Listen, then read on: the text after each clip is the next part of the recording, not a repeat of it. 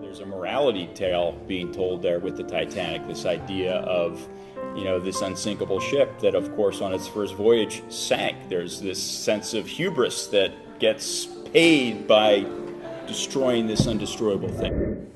Claimed unsinkable, the RMS Titanic was a ship that shocked millions, even before its legendary sinking on the fateful night in 1912. The construction began on March 31st, 1909.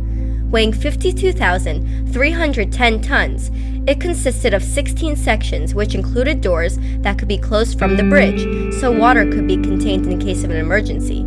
The ship was made especially to accommodate the first class, since the ship featured a prodigious amount of luxuries, such as a first-class dining area, a swimming pool, and 4 elevators. Additionally, its nickname, Millionaire Special, was a name pinned for the ship due to its majority of wealthy individuals, and its captain, Edward J. Smith, was acknowledged as the Millionaire's captain. After 3 years of construction, on March 31st, 1912, the construction was completed, and a month later, the RMS Titanic began its maiden voyage. The vessel began to approach a region known to have icebergs, and yet continued at the same speed ahead. At 11:40 at night, about 400 miles south of Newfoundland, Canada, the ship struck an iceberg. There was an order to abandon the ship. Lifeboats immediately began to launch. Children, women, and, as expected of the Gilded Age, the wealthy were prioritized. Lax safety regulations required for lifeboats to be sufficient enough for only half of the passengers on board. Even though the crew attempted to get more people on each lifeboat, the boats fled at less than full capacity, leaving more lives to be needed saving. This disaster struck, and right on in its wake comes World War I, the lost generation. In some cases, you can point to that event as almost a turning point in 20th century history, a passage into more turbulent times. As a smaller ship named the Californian was sighted nearby, the Titanic immediately shot up rocket signals and distress calls. However, the Californian continued on its way. The lax regulations allowed amateurs to interfere with radio signals, disrupting the Titanic's calls for help. The Titanic sank 2 hours and 20 minutes after the strike, and submerged at 2:20 a.m. on April 15th.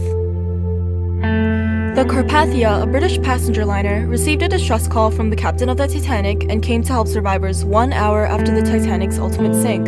The ship could carry around 1,700 passengers, and they saved around 750 survivors through lifeboats. As the Titanic had over 2,200 people on board with only 20 lifeboats, not all of the passengers could be rescued safely.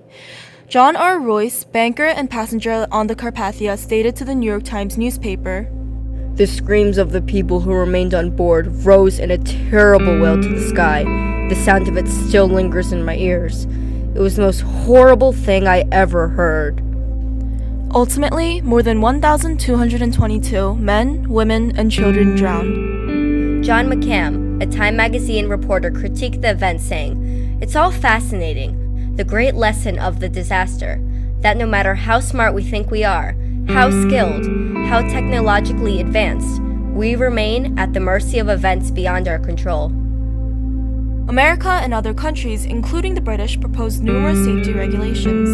The Radio Act of 1912 was passed in Congress, which created strict standards that forever changed the radio system of the U.S. Presumption was what killed the Titanic. Presumption that technology relieves us from prudence.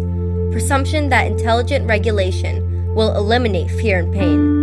Presumption that we have achieved exemptions from the dangers that plagued earlier generations. Presumption that nature can be driven out with a well-intentioned pitchfork.